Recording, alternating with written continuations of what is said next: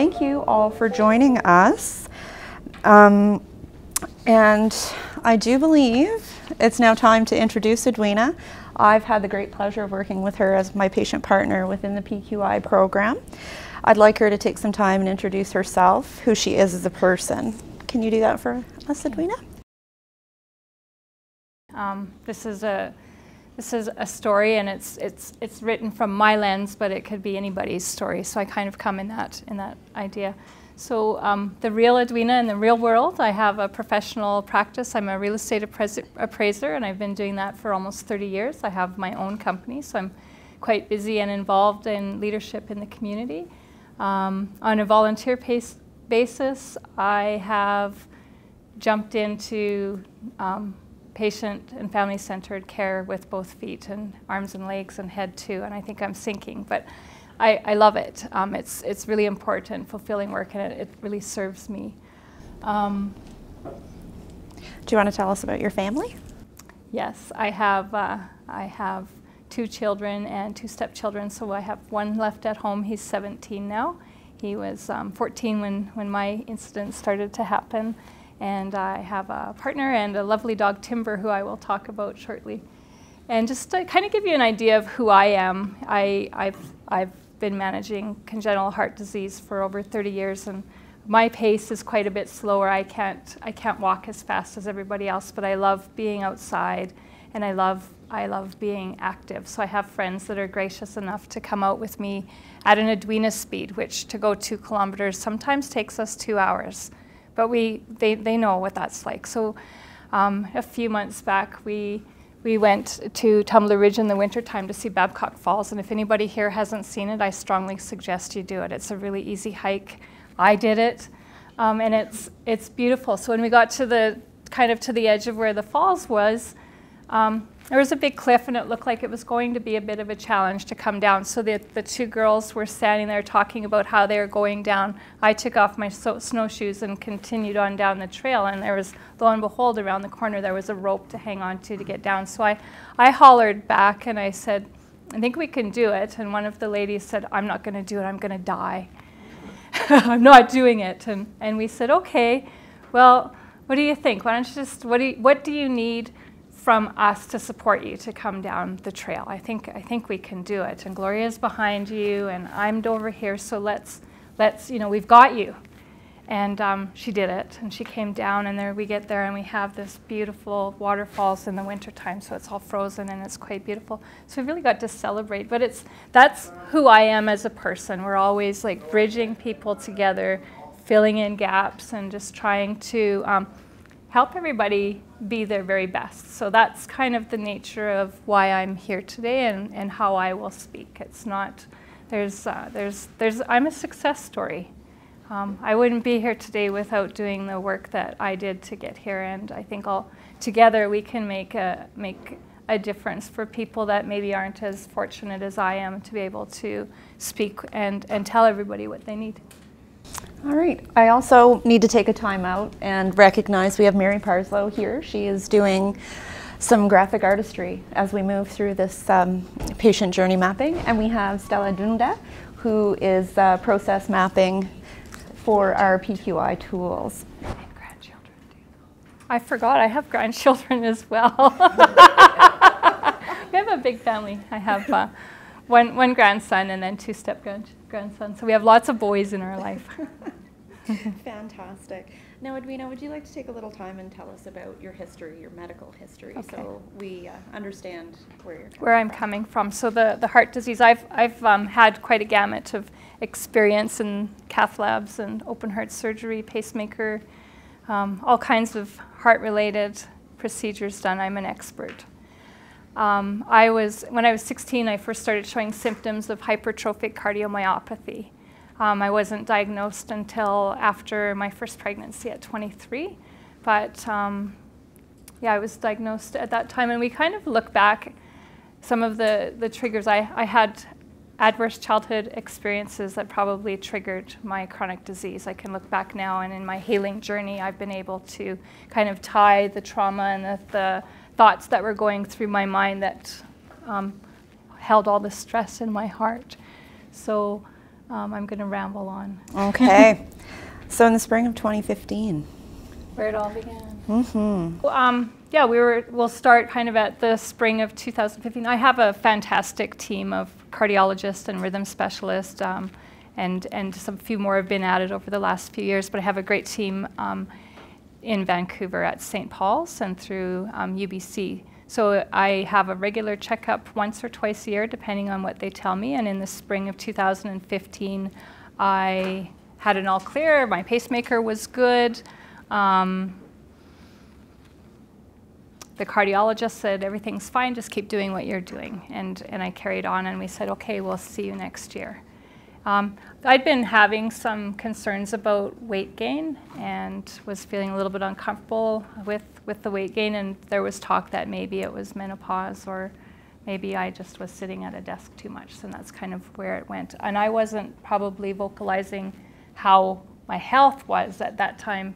That went along with the weight gain. So I'm all about doing everything possible. I am a good patient. I walk, I eat healthy, I drink water. I don't, I ask every time, what else should I do? And they're like, well, you should teach us what you're doing because you do everything right and then some. So when Edwina starts not feeling well, denial comes in really, really big because I refuse to be sick. So I'm not listening to what's going on, and this is a key component. So we get into that, I had the checkup, everything was good, and I just wasn't feeling well, but that would go away, right? So I was feeling so unwell, I couldn't walk across the street. Still not cluing in that I should probably start talking to my people about how unwell I was feeling.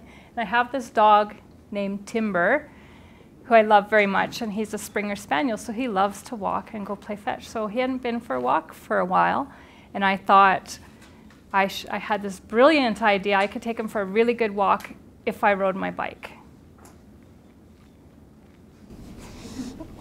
Yeah. It's not a good thing to do. Not a good idea. I love my dog so fast. We rode the bike as fast as I could go, and needless to say, he got distracted, and I had him on leash too. He got distracted, and bikes and dogs, shoulder fails. The shoulder failed tremendously, and I feel like I had an out-of-body experience. It didn't hurt when I hit, but it sure hurt when I went to try and sit up. And I love my community. I had many friends that walked along the path and picked me up and took me to emergency. And if anybody has ever had an upper body shoulder trauma, it's not very fun. It was, I think, the most painful thing I've experienced, and I've experienced a lot of pain. So I show up in emergency with my 14-year-old son because my husband was away. And he's not a vocal 14-year-old that would say, hey, my mom's got stuff going on. So we, all I wanted was for them to fix my shoulder and put it back together, and they had to do x-rays, and I was just saying, yeah, do whatever you have to do, can you fix it? And they took really good care of me, and they were really fantastic. And I love conscious sedation. I loved it so much I asked them to give me more when I came back. So I was really loopy and very, very entertaining, and they had a lot of fun, and I had quite a crowd of people listening to my jokes. And I was very good at what I do. It was an open stage. It was a lot Edwina of fun. time. And I was working. I was telling them all about the economy and what appraisers do and all of this stuff. So during all of this, how did your son feel during this emergency experience? You're under conscious sedation, mom's in a lot of pain. He was kind of the go-between with my husband. He was kind of going back and forth. My husband was very, very anxious. He was in Newfoundland at the time, so he was really anxious about what was going on and really, telling my son, make sure you take care of your mom. But he's quite quiet and introverted, so he holds everything in. So he took good care of me, but he didn't really speak up or tell anything that was going on. Yeah, so when we were getting ready to discharge, at first they had said we'll take a while before we discharge you because we want to see how you're doing with the sedation. And at that point I said, well, maybe you should listen to my heart or check I can't remember quite what the messaging was. And conscious sedation, I might have been saying for all that I know, but I knew why I was riding my bike, and I knew. And this is what I didn't vocalize. I knew why I was riding my bike, and I knew I wasn't feeling well enough, and I knew I'd had an upper body crashed. So I said, well, you know, maybe you should check my heart to make sure everything's okay. And they said, you know, the pacemaker's in the other shoulder. You know, it's not your heart.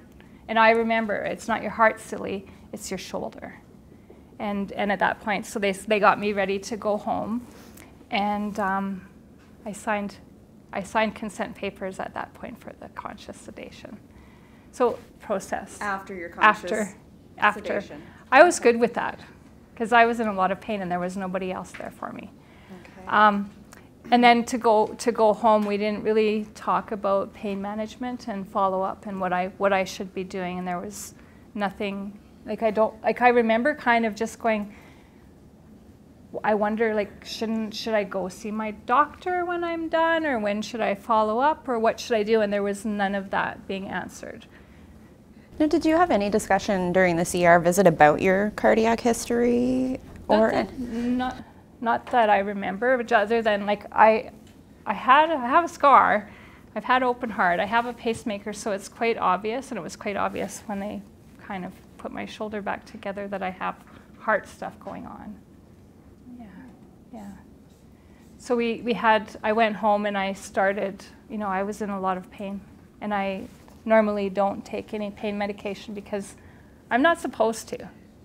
Yeah. I don't take anti-inflammatories, but I think probably 2 weeks into the pain, I wasn't sleeping. My husband says, well, why aren't you taking Advil?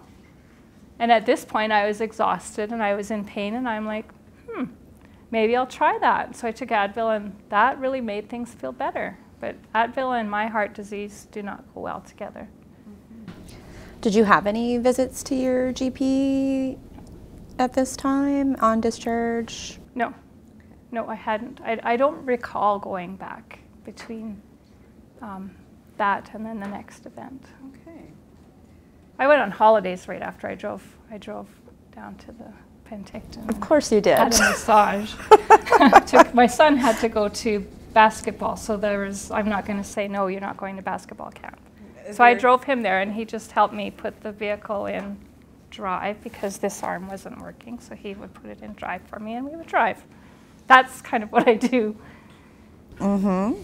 Push through. Mm-hmm. Okay. Mm-hmm. All right. Yeah, suck it up.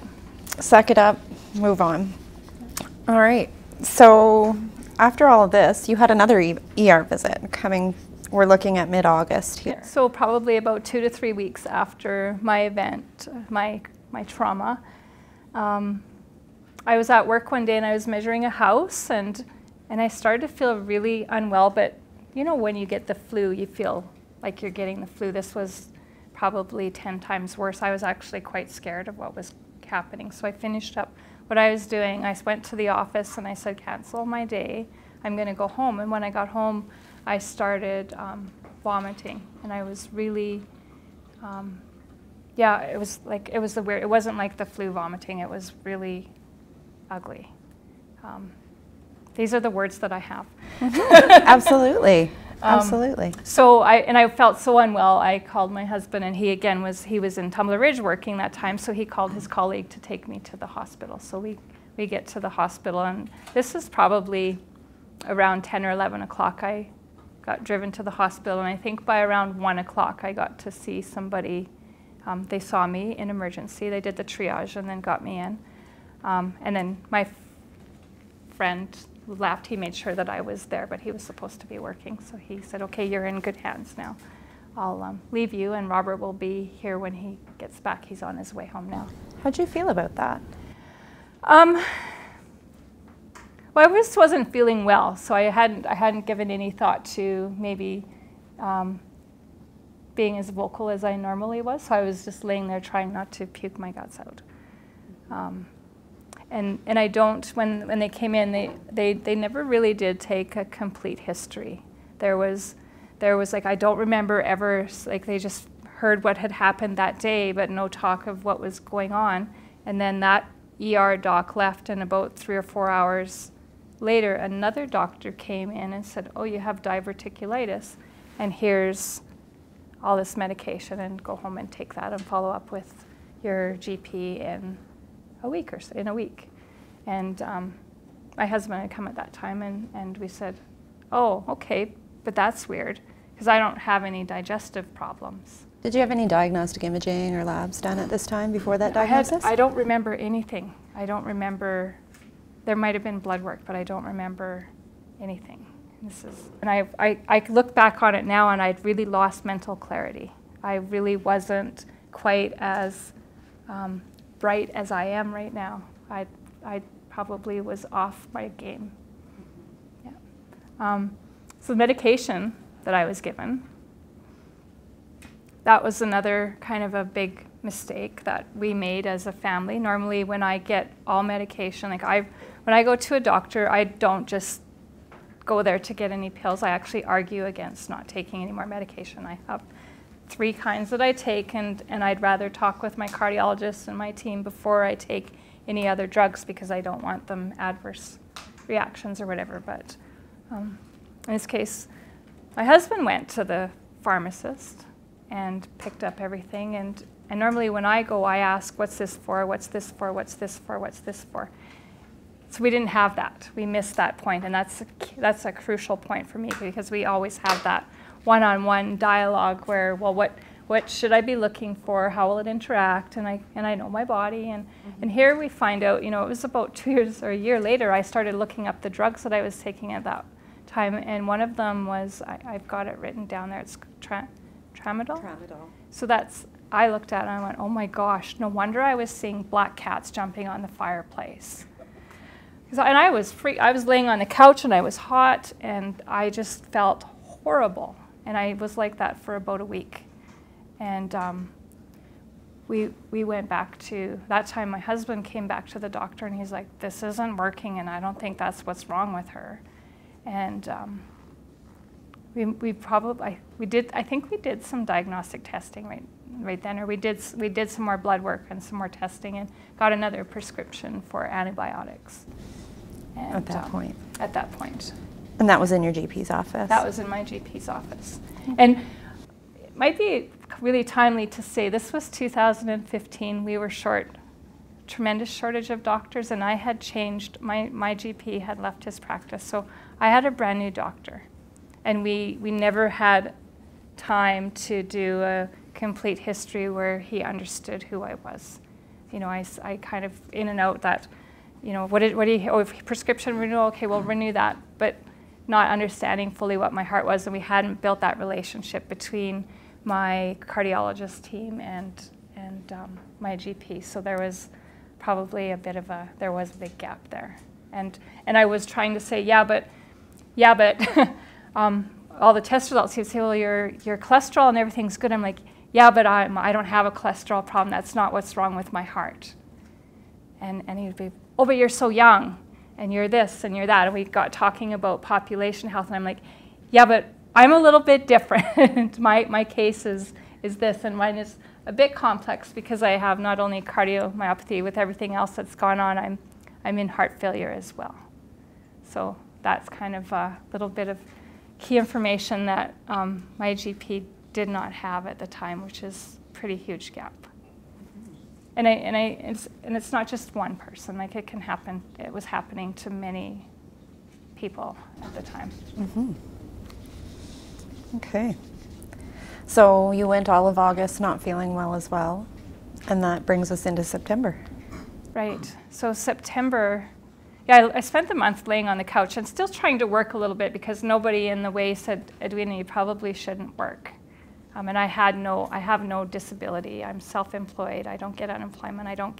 If I don't work, I don't get to pay the rent. So that was quite important for me. So yeah, I went through August kind of laying on the couch, trying to go to the office a little bit and doing a little bit here or there to keep things going. And then we get into September. I think it was September long weekend. I got a phone call from the ER department, and my daughter, who was 21 at the time, had suffered her second overdose. And back to Edwina doing denial. I do denial really big, and I said, I'm not going. I've been there once, and she's not doing what, I can't help her, and I'm not feeling well enough to go. And about an hour later, I had a stroke. And we didn't know it was a stroke at the time, but I couldn't talk. And I went to the bathroom and I did this. I went, hands above the head, that's one of the signs. My face wasn't droopy, that was okay. But so what, I couldn't talk. And I just couldn't figure that out because it didn't, like I didn't feel anything and I didn't feel like there was anything wrong. So my husband said, "You're joking with me." His dad had a stroke. He's like, "You're joking with me." He got mad and he says, "Let's go to the hospital." And I sat down. I'm like, "You can't take me to the hospital. I'm not going to go." We still do not laugh about that. But I didn't go to the hospital, and it was probably, I kept going to the doctor because I wasn't feeling well. Every week I was on his short list. So I was looking so unhealthy and feeling so unwell. My doctor said, "You can call any time of the day and we'll fit you in right away because I'm really worried about you." And I think over that month we had conversations where I would say, "Can you just call my cardiologist? He'll explain to you who I am and what I am." And he said, "Well, let's get your tests before I call him so I know what to tell him." And I'm like, "Just call him. Just call him." But we didn't. And that gets us into... You started putting some affairs in order. I did. You felt that unwell. Yeah, I was probably really depressed and quite scared. I looked like I was going to die. People quit asking me, "How are you?" Then that my friends will all say, "We thought you were dying. You look so horrible." I got my will done. I started writing letters to my son. His dad, his biological dad, died when he was 10. So I'm his person, and oh wow.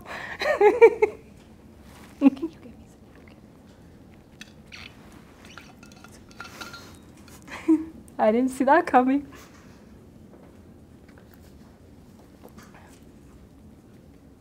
Just take a minute.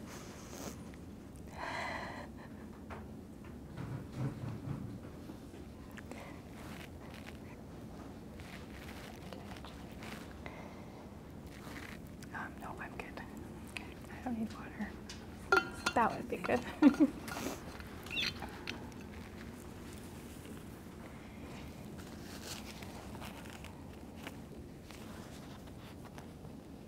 I really like my son. He's pretty cool.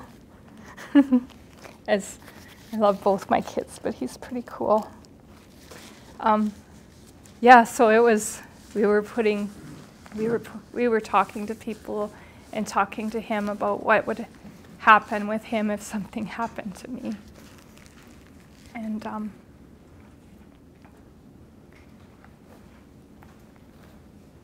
And he just held it all in, and he just said, "Mom, is it okay? Is it okay if this doesn't bother me at all?" And I said, "Yep, it's okay. But sometimes when things are bothering you, it might show up somewhere else." And he, at that time, started having a lot of difficulties at school, and we got a call one day. His friends had went and talked to the school counselor and said that he'd been talking about suicide. So we got him all the help that he needed, and we talk about it. He now talks about it, and he says, "Yeah, it was bigger than it really was, but you guys did all the right things to get me the help I needed." So that worked out. That worked out really well, to have all the systems in place. To, he had good friends that knew he was going through trouble. We have our community, we have our people, our basketball people, so they were kind of watching out for him when they knew I was so sick. And him and I made a deal. We said, whenever he needs to talk, all he has to do is say, "Mom, let's go for a drive and listen to some music." And there's been times where I've had to drive for 2 hours before he'd tell me what he needed to say, but he does it. So in this time when this was going on, October the 1st, about 4 months before, he said the Raptors were coming to Vancouver, and he never asked for anything. And he said, "Do you think we could go to a Raptors game?" So of course I said yes. And I was so sick at that time. This was after all of this stuff had come through. We went for the weekend, and Robert was like, "You shouldn't go." And he was so mad at me. He's like, "You can't go." And I said, "I can't not go. This is what this boy wants, and he needs it. And this is, this is our thing." And So we'd go and we'd walk for an hour, and then I'd have to go back to the hotel and have a rest. I look at how sick I was in the pictures that we took. I was just a mess. And we made it, and nothing happened, and we made it back home. And another doctor's appointment when I came back, and we had a target date in November, the middle of November. I had all my appointments to see my cardiologist and my rhythm doctor and to get my echo done. So we kind of had this target date, and we were kind of making it to that point. And I kind of kept saying, well, I've got this appointment too. You know, we can look after everything when we get there. So this one day. I was just going to ask, have you been diagnosed with your stroke at this point? No, nobody. I was never treated for the stroke. Okay. I wasn't feeling well. My mental capacity was 0. I had mental fatigue that was beyond belief. And we look back now, and with the diagnostic test, I had aphasia, so my speech was impacted. And I was having troubles finding words. But I'm really good at words, so I could come in the back door and find them another way. So not everybody noticed. My husband noticed. He said, you're different. There's something wrong with you. So we'd have these. And his stress level, when we were going through all of this, he's a guy that handles anxiety by getting angry. His fear shows up in anger. So it's part of the denial part again, where I just have to make sure everything's fine so that he's not upset, so that I don't have to deal with his anger. So family dynamics and support for him. We'll get down to that later, I think. And work? Work. I was trying to get by. I did a big report. Yeah, I did a bit of work then, but it was not easy. It was not easy. And then this is where you started doing some alternative healing work. Yeah. Okay. I started, I made an appointment with a naturopath, and that was about 6 weeks out. So I'm like, well, nothing else is working. We'll start doing that. And then we heard that there was a private clinic in False Creek, and we were going to go get a workup and go down there and do that. So we were just getting those plans in motion. And then I started yoga. So I did Yoga Nidra. Yoga Nidra is where you go and it's the sleeping yoga, so you actually go there and lay down. And I say this, I crawled to the mat. That's all I could do was lay there. And those gals actually came in to see me later on, but we'll touch base with that. So yeah, that middle of October, and then my husband and I started to kind of talk, and I used to call my cardiologist all the time or email him and say, this is going on or that's going on.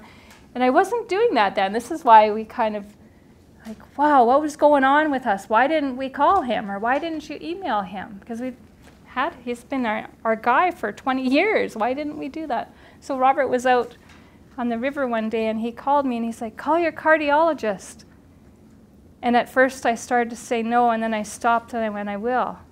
And that day I had been to the doctor. That's why he called me. I'd been to the doctor again, and where he was like, I don't know what else to do. I'm really worried about you.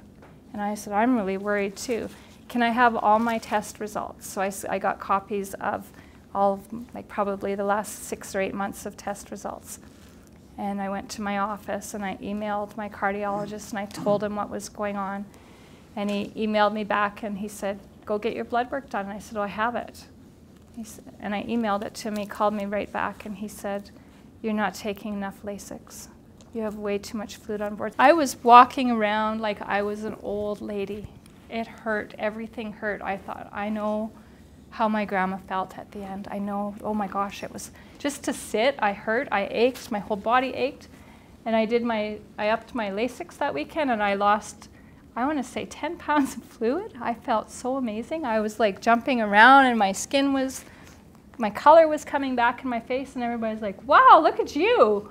You're better. And I'm like, isn't that great? And that was on Tuesday. Wednesday morning, I got in the shower, and I had this horrible feeling in my leg, and my leg started, I just put shampoo in my hair. I hadn't even started to lather it, and my leg started to hurt, and I knew it was bad. I got the shampoo out as fast as I could, and came running out of the bathroom just screaming, "Help me get dressed, we have to go to the hospital right now." My shoulder is frozen by this time because my body didn't have any healing capacity. I was sleeping on a heating pad and taking Advil. So Bruce and Robert tried to, we have stairs in our house, they tried to help me down the stairs. So my shoulder's hurting on this side, and this leg has gone gray. There's no color in it, and I can't stand on it. So Robert, and he's kind of at his wit's ends by this point. He's like, "Bruce, call the ambulance." So they called the ambulance, and I scooted down the stairs. And we had 2 sets of stairs. And I was sitting at the bottom of the stairs, and Robert said, "I'm going to go outside and move the vehicle."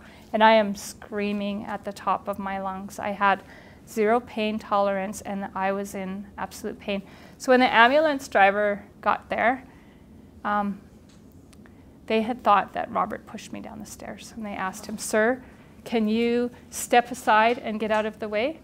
And my son's sitting there watching all of this. And it was months later when I said to him, I'm like, "Bruce, what happened to you that day when they took me by ambulance?" And he said, "Oh, I walked to school." I said, "Did you tell anybody what happened?" He said, "No." We called, mums later on the next day and just made sure that they were kind of looking out for him. But So he's just had this experience, and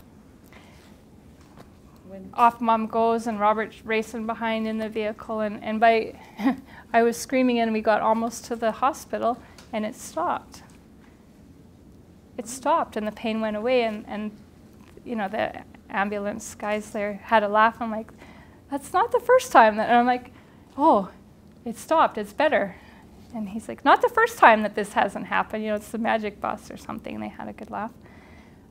But I got into emergency, and they gave me heparin right away, and there was some new students there, some residents, and this is what Edwina does.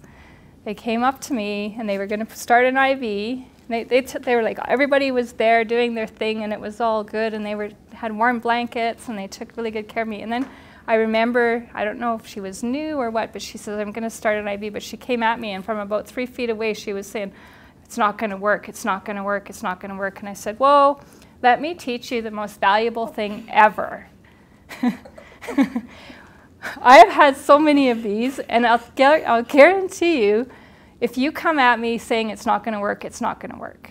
So let me try something different. Let's just back up and start again and say, "I can do this, it's going to work, it's going to work, it's going to work." And you never guess she got it first try. So we're sitting there going, "You can do it, you can do it, you can do it." And I'm like, "See, it didn't even hurt, and you're done already." So that was kind of, I do that a lot. you do. I've had the pleasure and the experience of being told we can do this. Right?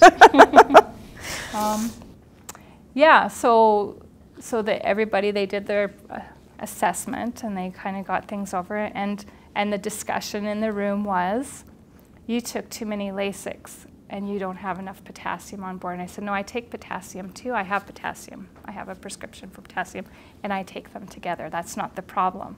And they said, "Oh, that's the problem. You're good. Everything's gone. You can go home now." And I said, "No, I think you need to call my cardiologist, and here's his number, and if he's not available, here's the rhythm doctors, Dr. Checker or Dr. Charlie. Here's his number. There's 2 doctors you can call in Vancouver that are really familiar with my history. Call them, please." And they said, "No, you can wait until you see the internist, but the internist won't be in until tonight. We've got you covered. You've got heparin on board, so if that's what the problem is, that's okay. But you're fine, you can go home." And I said, "No, I'm not going home. We need to Robert and I at this point started saying, okay, we started kind of making note of all the things that had gone wrong. And we said, we better stay. And I think I probably should say at this point, like right before I went to the hospital, what was going on mentally in my head. I was saying, I am done. I don't want to do this anymore. And that was probably at the time when I started writing letters to my son saying, I'm done. And this mental anguish is kind of what was driving me. So when we got into the hospital and we started sitting there, and honestly, I'm facing death right in the eye. I'm not being dramatic. I knew that if I left that day, I wouldn't be here. And we started calling in spiritually healers that could help me. We started calling some big people that pray and can bring the right people to help me. So. And there was some discussion. That was when things shifted. There was my energy or my feeling in the room started to shift, and I'm like, no, I need to wake up here, and I need to figure out what's going on. I need to look after myself. There's a boy that needs his mom. So I didn't necessarily at that point do it for me, but I did it for him.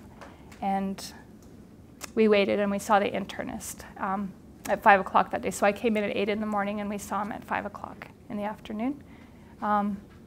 And he was interested in the leg and what was going on with the leg. I said, I'll make you a deal. I'll tell you about the leg, but then you got to sit and listen to the rest of the story. And there's a lot of the story. And we started talking. And the thing that actually probably really got his attention is I had a pupil that won't dilate. And when he saw that, then we started paying attention, and then they were like, how long has it been like that for? And we're like, I don't know. So he started at the top, and he did his whole exam. I love internists because they check everything. He did the, I checked all the reflexes, and when somebody takes the time to actually do a physical exam like that, it's just like you can kind of go, oh, okay, somebody's going to listen to me now. And there's a level of trust there that I didn't have at that point. So he listened, and they started to kind of piece everything together, and he called in, Dr. Nikolai was here at that point, and I love this man. They had me in ICU, and they hauled the echo machine from the lab or wherever the room that it's supposed to be in, and they hauled it down to the ICU, and they did an echo on me, and they were like jumping for joy. They big find for a small hospital. They found that I had a clot in my atrial appendage. So we knew there was a problem, and I was in good hands. And the other great thing is Dr. Nikolai knew my cardiologist and called him right away, told him what they were doing, and they were doing everything they were supposed to do. So I had everybody's attention. And then they talked about what our plans were, so I had to become therapeutic on warfarin to kind of keep the clotting, so I was on heparin. So they kept me in ICU for 7 days, and I still wasn't stable on heparin, so they let me go home, and I would just go back and forth to get my daily heparin shots because of my arm, I didn't have mobility to give myself the shots, and I didn't like that springy thing. So they kept. And at no point were you offered a community service to come in and give you that injection or teach you? No. They did offer for me to do it myself, but I just said no because of my shoulder. Your shoulder. Mm-hmm. And then, but we didn't have any discussion about how I would get to the hospital for the shot. And there's Edwina again, not wanting to put Robert out because he's anxious over everything and hates hospitals. I'll just drive myself.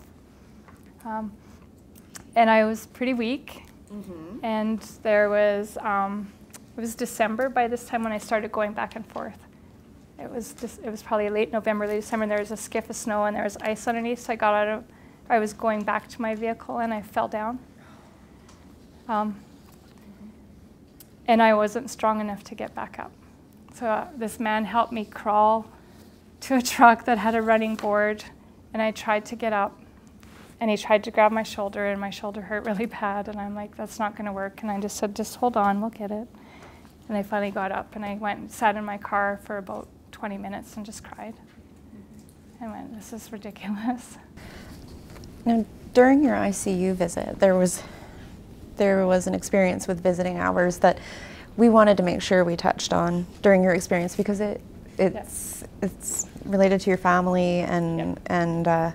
and how the system. Yep. I had some works. really great ICU nurses, and I was there for 7 days. But there was, and my son wouldn't come.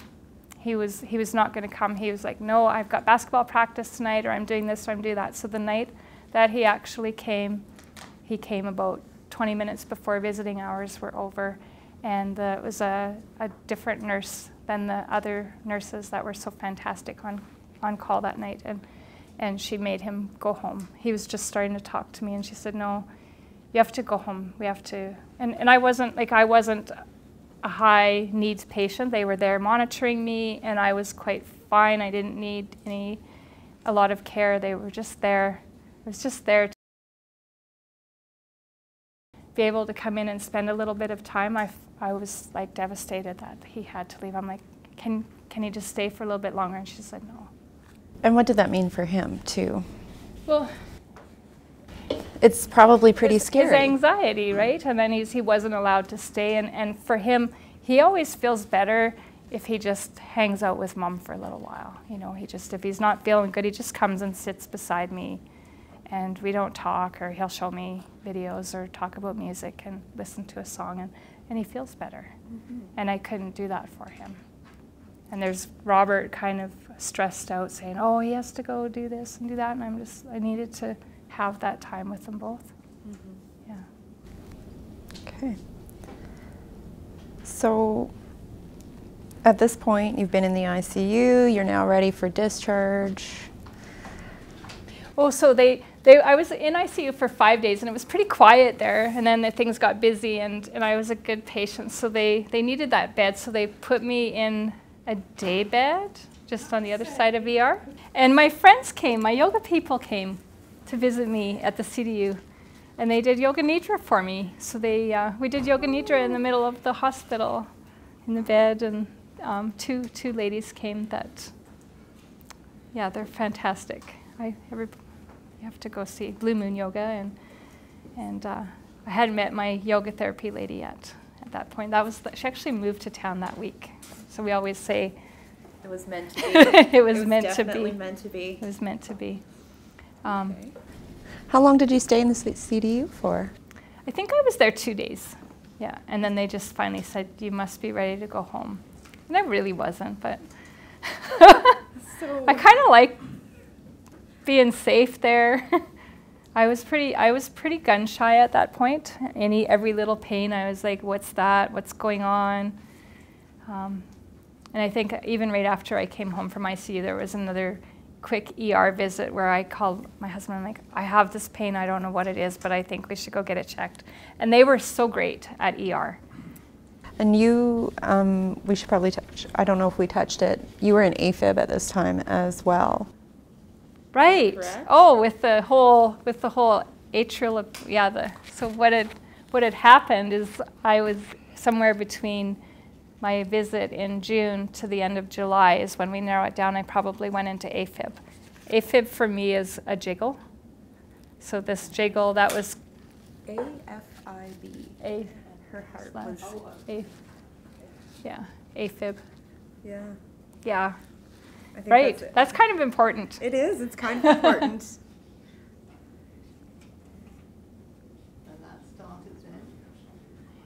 It started probably sometime between, I'm going to say between June and July. Yeah, because that's when I wasn't able to walk. We'd gone to Mexico in April, and we were fine. We were fine in April. Yeah. Mm-hmm. So now what were your discharge instructions on discharge from the CDU? On discharge from the CDU, I had to come back daily for a heparin shot and go get my daily. I was getting INR daily. So I got introduced to the blue card, and I became the expert at being the very first one in line. I would go there at 7 o'clock and get my ticket so I could be the very first one to get my INR. And I had special. It was also a rush, so they had to give me my results right away. And then, so I would call I was supposed to wait for them to tell me what my dosage should be, and that was never working well enough for me. It was be like sometimes 2 days before they get back to me. So I had to build a relationship with the MOA. Mm-hmm. I love Cynthia. Sorry, I shouldn't say names, but she is amazing. When I first started calling for my INRs, she said, absolutely not, I can't give them to you. And I always am the kind of person that says, yet. But I had to actually make it really personal for her to understand why it was so important for me to have them.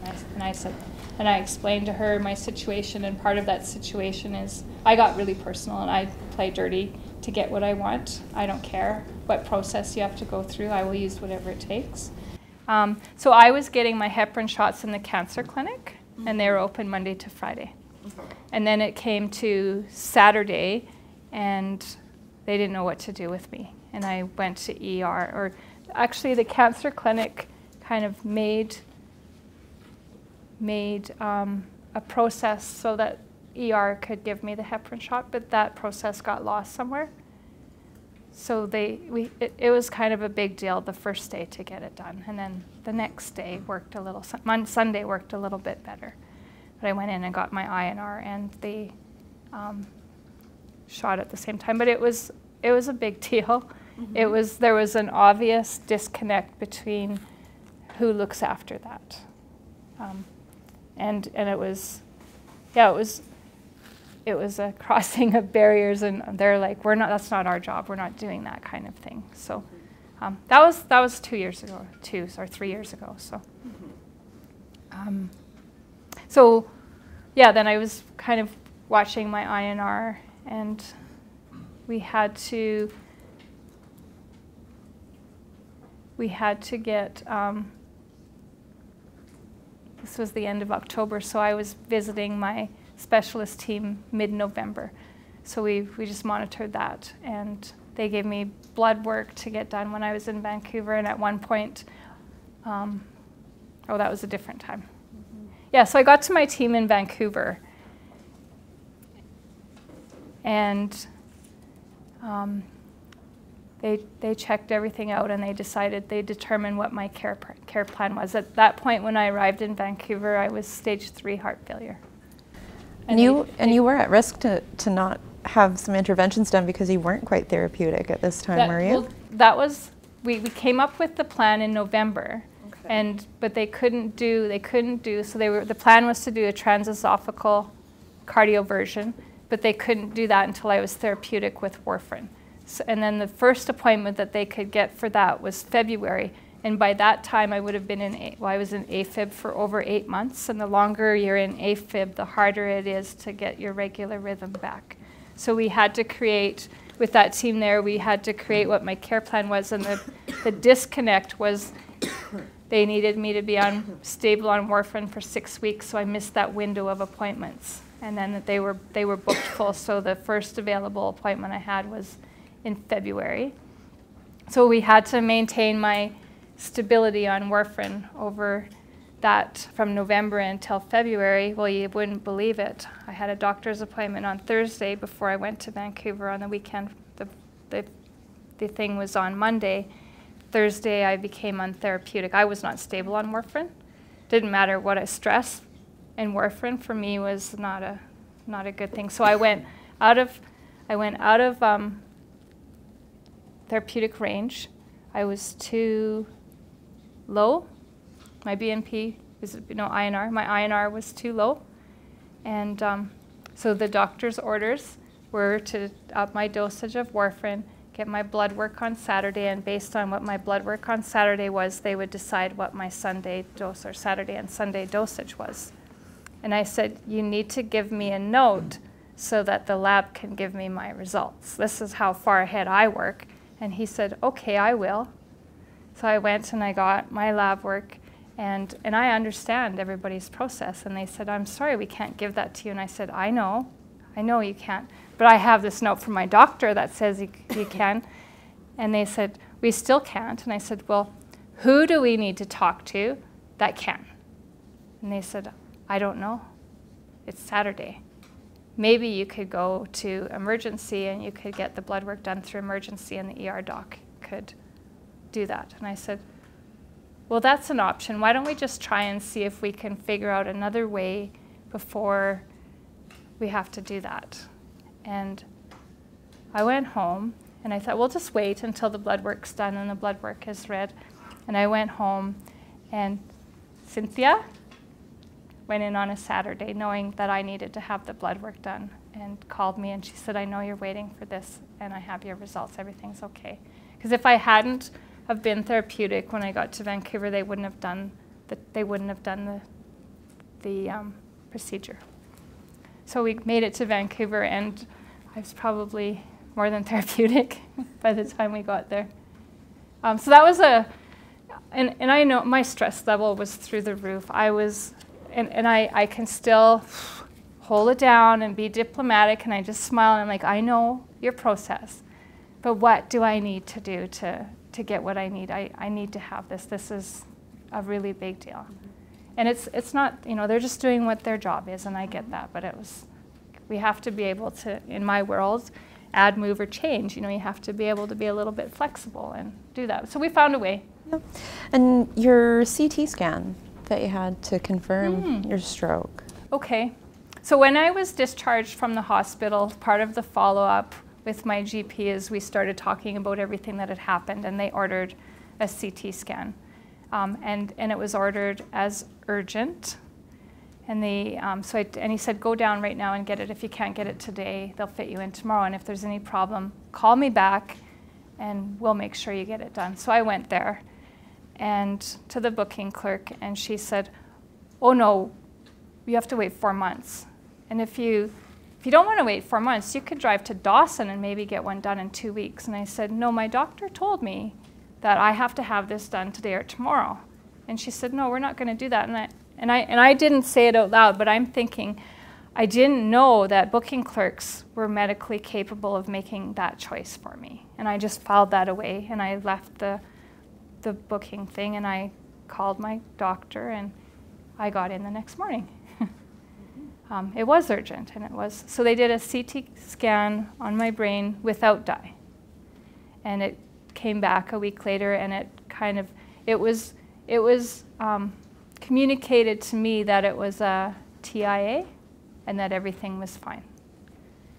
But I was physically, how I'm still feeling, I was feeling quite a bit better because of the fluid was on board. My heart was the way it had been for quite a while, but my shoulder was still, I couldn't even lift it up anymore, and I was doing physio. I was doing physio in the middle of all this too. I remember trying to hold a 1 pound weight for 1 minute. It was crucial. It was horrible. Yeah. So you've had your diagnostics and you've made it to Vancouver. We've made it to Vancouver in February. Okay, so we were in Vancouver in November. They tried to get me in to see the neurologist or the stroke clinic, and they couldn't get me in. They did everything they could, and they just couldn't get me in. But they got me into the UBC eye clinic and checked out my eye, and they diagnosed my eye as Addie's pupil. So that was a big relief. That wasn't anything related to a stroke or any other brain injury.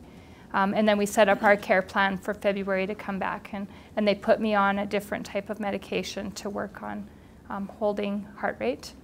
And then the plan was just to stay therapeutic. So I was doing warfarin checks 2 to 3 times a week. And I met lots of new lab techs, and we had a lot of fun.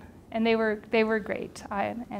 And I would, when they would be new, and I'd be like, I'm on warfarin, and I need a little needle, and I don't like tape. I like the paper tape. You knew your preferences at that point. And it was really neat to kind of watch relationships build with the lab people, because once they following their process, but they just started to be like, okay, she's okay, you know. And I felt like I need to have a relationship with people that are quite personal with me. So it's really important, that talking piece. So now we see them on the street and it's like, hi, how are you? You know, or you get the new students coming through and we show them where they can get cheaper rent or how to get cheap rides, or, you know, that's what I do. Well, and so you were hitting the system at least 3 days a week, even as an outpatient. I spent a lot of time, but I came at 7 o'clock. It was a quick one. Or if I come, like sometimes at 1 o'clock, you know, if you miss we have this, all the patients, the regular ones, we have these theories, right? None of them are true, but it gave us. And then you hear stories, right? You hear everybody's sharing stories about what works and what doesn't. And did you make friends with other patients as well? Always. I know, it's like, I know everybody. Exactly. I was born here. Yeah. Yeah, yeah. Okay. No, I like the labs. The lab people are really good. We just had that one problem. Wasn't a problem, but it was just procedure, right? And I get that. It's a system. I get that. So then we get back to Vancouver. So we made it. We were therapeutic. We made it, and we get to Vancouver, and I love my Vancouver people. I love St. Paul's. I've had open heart, and I was out of the hospital in 3 days, so you know they took good care of me. They set the standard really, really high. That's their job, and it's routine. Like they say, it's routine for us. We do this every day, all day long. It's not a big deal, but we know it's a big deal for you, and they just are, I love them. And the difference, the difference in my care there is absolutely measurable, and it was so much different. I started asking, what's going on? Why are you guys, what is so different? And the nurses said, well, or whoever I was talking to, they said, well, we have a faith base. So we have a strong spiritual center. And for some people that might be yoga or meditation or Buddhism or prayer, or whatever it is, but the leadership all has that level, and it was huge. It was quite a big difference. So the transesophageal, I've had open heart, and that transesophageal freaked me out. I was very, very stressed over that. And when I woke up, I guess they had to shock me twice. I had 2 little shock burns. They weren't, but it took a while for me to hold the rhythm, and we'd been out of rhythm for so long. And do you want to talk here about what it means for you to go to Vancouver, because you're not only seeing one physician when you go. It takes a fair amount of coordination, right. Planning. Yeah, when they say come back next week, we don't do that. So when I went down for this appointment, they actually also set up an appointment with me with a heart, I want to say pathologist, I don't know if that's the right word, but he's a specialist in cardiomyopathy. So I had an 1.5-hour consult with him, and he was amazing. He actually told me that I might find research before he does, and to please share it with him. And he's open to, so I learned an awful lot with him, and he took the time. And then they hooked me up with a geneticist. So on that trip, when I had the transesophageal, I did pacemaker check after they did the restart, right? The resynchronization. So the resynchronization, pacemaker check, stress test with the with breathing, like a breathing stress test, I think. Yeah, so I was a lung stress test, and then I had an echo, and my last appointment always is with the cardiologist that's been with me for 20-some years. He's the final guy that gets the final say when everybody else has a different say. So what do you think? So there's like 6 appointments, and we went back to the eye clinic too, because they had to do a follow-up with medication that they gave me. So there was like 7 appointments that we coordinated in 4 days. So we only do 1 appointment in the early morning and 1 in the afternoon is how we coordinate them, so that they don't, because they always run late. And I have an EKG at every stop. They always check that. Mm-hmm. So now it's when I have appointments, I call one and they kind of set everything in motion for another. It's a bit tricky to get the echo and the stress test lab to kind of line up. They won't call us. They just give us the appointment, and then we have to try and make it work around. So there's a couple key appointments that we make work, and Dr. Ong is really great about fitting me in whenever. He knows that I come from out of town, and he says, I'll just stay late when you come. Don't worry about it. We've had pacemaker checks where I'm on my way to the airport, and they say, come back, we've got the settings wrong. So now we try and wait a day, like we try and not leave the day after the pacemaker check to make sure that everything is as it should be, because it's kind of a pain to come back. So as an activated patient, you're learning all the tips and tricks and how to navigate the system. I know what my blood work should be. I know when I've when I'm off my food gain, if I've been drinking too much or having too much salt. I'm a walking science experiment, and I know what parameters, what box I need to stay in. And it changes depending on stress level and all that. So through all of this, like starting in November, I started a yoga practice. I worked with a certified yoga therapist once a week, and then I did the yoga nidra once a week. And then and we always laugh when with my main teacher, we say I crawled to the mat, and she's like, yeah, when you showed up, you had no core strength at all. I do handstands now, and I teach yoga. It's we work with Kundalini yoga, and so I had a brain injury. We'll have to touch base on that again. And so I had a brain injury, and with the yoga, we were able to change the neural pathways and reprogram how my brain works. So there was a time where I couldn't do this movement because I was crossing hemispheres, but I can now. Or there was certain moves that I couldn't do, and it was, if you look at the Harvard papers right behind it, it explains why it wasn't working. So we were having a lot of fun, like actually seeing the science and the practice work together in what they were doing. So it was instrumental. It was a huge part. That was probably, I don't think I was offered, well, I was offered healing stuff, but we'll get to that. Okay.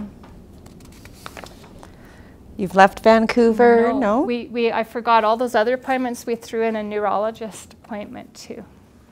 So we got to see the neurologist, and at that point, they did another CT scan with dye. Contrast, okay. And confirmed that I did have a stroke and the damage was permanent. And that was, then I was diagnosed, it was the brachial something, and I have aphasia, which I hide really well. I forget everything just like everybody else does. Okay. And then now you've come home. Now I've come home. To Fort St. John. Mm-hmm. Started following up. We did. So the one thing that was offered to me in Fort St. John, which was fantastic, was the chronic disease management program. So I did the cardiac care. So I was able to start walking and not be afraid, know that my walking prescription was safe and monitored, and we could say, oh, what's this and what's that and what's going on with my blood pressure when I walk this fast. So that was great, and then it gave us the whole, just like a refresher. I've taken it 2 or 3 times over my life, just a nice refresher on eating and stress and all of those things that I thought I had under control so well, that I might not have. And then again, back to the yoga. I think I was at one point doing yoga 6 days a week, and one day I showed up by mistake at the prenatal yoga, and Erin said, no, no, you can't come to this one. And all the while you're building a community. Yeah. while you're recovering. Yeah, so everybody at the hospital and my care team and people. Oh, I did the walking track when I came back too, so all the seniors could lap me. They were doing 2 laps for every one of mine, and they were teasing me, and then I told them what was going on, so then they started cheering me on. They'd see me downtown, they're like, we haven't seen you in a few days, you better come and walk at lunchtime, we're going to be there at this time. So you build that in, right? It's just that I love community. I grew up in a small community, and it's so great. That's like those social determinants of health. The healthcare is just a small piece. It's all of the other things that make the difference. It's the community, it's the wellness, it's the food, it's the family, it's the, getting out and interacting with people and not working all the time.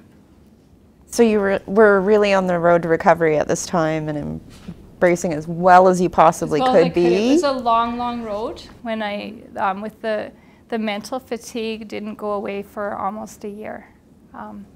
So I didn't really go back to work fully until probably over a year later. Yeah, even when I went to IHI, I still wasn't back to work full time. Mm-hmm. I was exhausted. I'd go home at 3 o'clock and be done for the day. And so through all of this experience and the trauma and then the healthcare crisis and all of these changes in your life and those types of things, you decided to get involved in the Patient Voices Network. Just a little bit. Do you want to tell us what that means? What that means to you now too?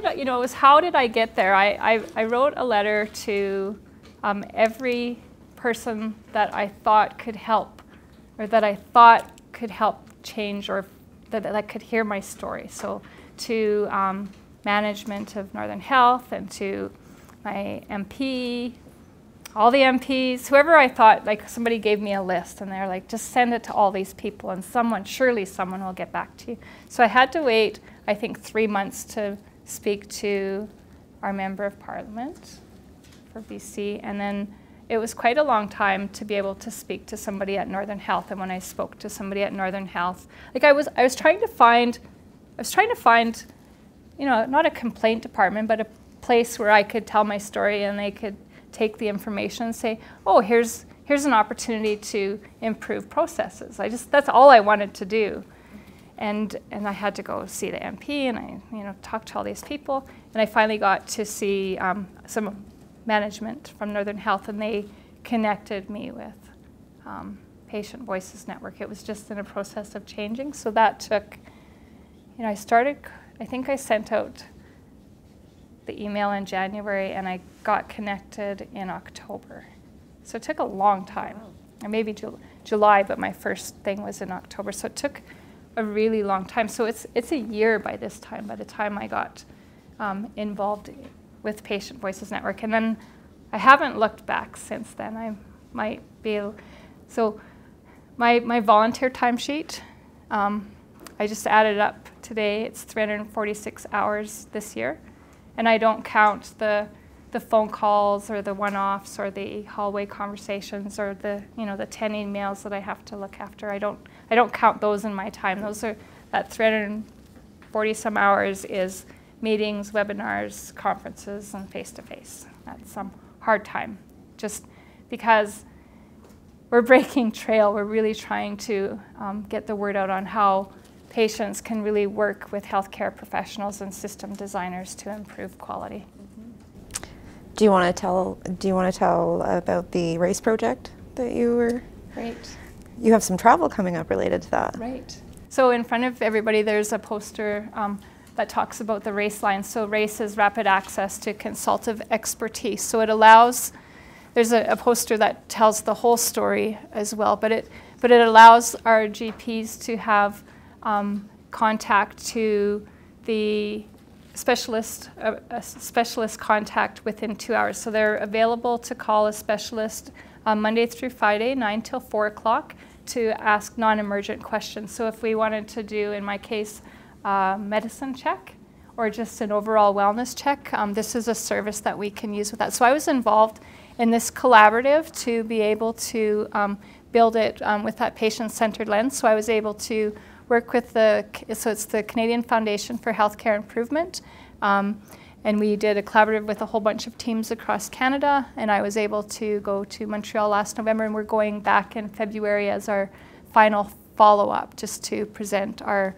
where we're at and what our conclusions were. So we had our wrap-up meeting last night, but we're just going to keep that technology growing so we can use more technologies. Stay tuned for what they'll be. We're just working with the provincial race line as well. So from a patient's viewpoint, I really honestly don't care how the GPs are accessing the specialists, but it's all about building collegial relationships between the specialists and the GPs so that there's no dumb questions and that the GPs feel confident and comfortable to say, hey, I've got this patient and she's rather difficult at times. What can we do with her? What is your insight? And to really, my next ask is like on my patient record to flag it as I am a special case and I do maybe need that second look. So I might come in for a trauma, but because I have this chronic disease going on, maybe we need to just take a step back and look at the whole picture instead of that one little event at the time. So how do we flag that patient so we've got it in place? So we're wrapping up now, and this is a good time to explain the impact on your life and where you're at today after this event. And your volunteerism is Obvious. Obvious. So this is an interesting spin. I am absolutely grateful for what happened to me because it's changed my life. I actually did a ton of personal healing work where I had to deal with, so ACE, adverse childhood experiences, I probably have 5 of them. And I am a high functioning person that's done really well in life, but I had a lot of internal struggle that nobody ever saw. So in my process of this facing death in the eye, I had to look after that, and I can say with 100% certainty I've looked after all the big stuff in my life, and I'm here fully present. And I did that when I was ready with support of it's not the medical profession that heals that. It's the community and the alternative things. For me, it was yoga, and I've had a spiritual teacher I've worked closely with for several years. So it brought me back to me, and I really wouldn't be who I am today without that experience. So I'm actually grateful, and I have no, I have no victimization left in my body at all. I am a survivor, I am a thriver, and I want to be the voice of those people that are still in their vulnerable state. Because when you're sick and vulnerable, it's really, really difficult to get your messaging heard and get the help that you might not even know that you need. Let's just take it to the ER room. If I could have had that 15-minute EKG, we could have maybe saw something there. Or if I would have had time at that physician's visit, that was more than 10 minutes, if we would have had time to talk things through, that 15 minutes could have saved an awful lot of money. We can translate that, and we could do a project where we could work on what that translates into dollars and cents. Financially, for me personally, I have a really successful practice. I lost my income by 50%. So I was managed to make enough money to keep things going. In hindsight, I should have shut everything down, but that part of my life was really important, and I've spent 20 some years building it up, so I didn't shut it down. I laid 2 staff members off. And then I wasn't able to get their, we were a team. I wasn't able to get their knowledge back, so I had to start over again and train them. So I've still, not necessarily, and I don't know that I will go back to that level that I was at, because I spend all of my time doing this now, so we're going to shift things a little bit. Mm-hmm. But we've had some really great successes, mm-hmm. and the RACE project is one of them. My pharmacare, I think that's what it's called. My pharmacare record has been reviewed and flagged at my pharmacy. So if there's ever any change or any new medication added, there's actually a personal conversation between me and the pharmacy. There was a mistake just not too long ago on my prescription renewal, and they called me on it, and they said, this isn't right, and we're not going to renew it this way, and we talked it through. And it was for my LASIK, so it wasn't a big deal. It was just how the dosage was treated, but we had the conversation. And how that happened is there was a pharmacy resident that actually had taken my prescription, and he had done a cardiac residency at the hospital in Edmonton, and they had said, oh, you're never going to come across a patient that has hypertrophic cardiomyopathy. Don't waste your time on trying to get to know what that is. Well, lo and behold, he'd done a project on this. So he sat down with me, we went through all of my medications, and he set up my pharmacy record so everything's clean and clear. He taught everybody in the pharmacy what is a no-no for me, so I'm flagged. I can't be prescribed any anti-inflammatories and the opiates and those drugs that I was prescribed. And just reminders, so we have a new relationship with those, and they have that. It pops up. It's a nice little pop-up as soon as they put my name in. So that was a big success out of the work we do. And then there was a project through radiology that they looked at their processes for triage when people are coming through radiology. So that process has been cleaned up, and I think I don't know, but I would think part of that process was to educate doctors not to check off urgent all the time. Urgent really means urgent. So to understand everybody had a part in that erosion of that procedure, right? Mm-hmm. What else did we do? And now you have your yearly visit with your GP. Right. The process, or the complex care visit. So there's lines of communication with my GP and all of my cardiac team. They know that they can just call at any time. But I have a complex care visit every January. So we actually do it on a Saturday and spend 45 minutes just going through everything. And we have a relationship through everything that happened. I have kept everybody on my team through it because we have history. And just like, you know, everything gets better with age, right? You know, wine gets better good wine gets better with age. So we've got that relationship, and I think that's a good thing. It's building on successes, and it's that personal relationship. And then the What Matters to You campaign. You know, that's my big baby. My goal this year is to work with physicians, maybe in the clinics, to bring them on board and start to really use it. It's a fantastic tool, and it's a good way to start to help patients self-advocate and shift that power balance back to us. I take full ownership for my health. I don't ever say the system did this or you did that. I own who I am, and I need to be able to, and I'm breaking trail with this, I need to be able to have conversations with my, you know, high-level care team now to say, you know what, I don't think I like my care plan anymore, and I think I want to change it. You know, we've got way off in the background. Part of my care plan is heart transplant. I'd like to not see that ever happen, and I'd like to be part of the process that maybe listens to me. And I've got relationships with SPORE, so that's patient-oriented research, and we're going to find somebody that will help us do the research that we need to look at the underlying impact of medication on my quality of care. Do you have anything else you'd like to tell the group? I've enjoyed my soapbox. No, thank you. Thank you so much. It's been a long time to get here, but I think I have an important story that really shows what happens when there's fractional care, and what happens, you know, with what might not seem like a big deal when you have chronic disease, how it can turn around really quickly and become a big deal. So thank you so much, everybody, for showing up. All right. Well, I have a little spiel.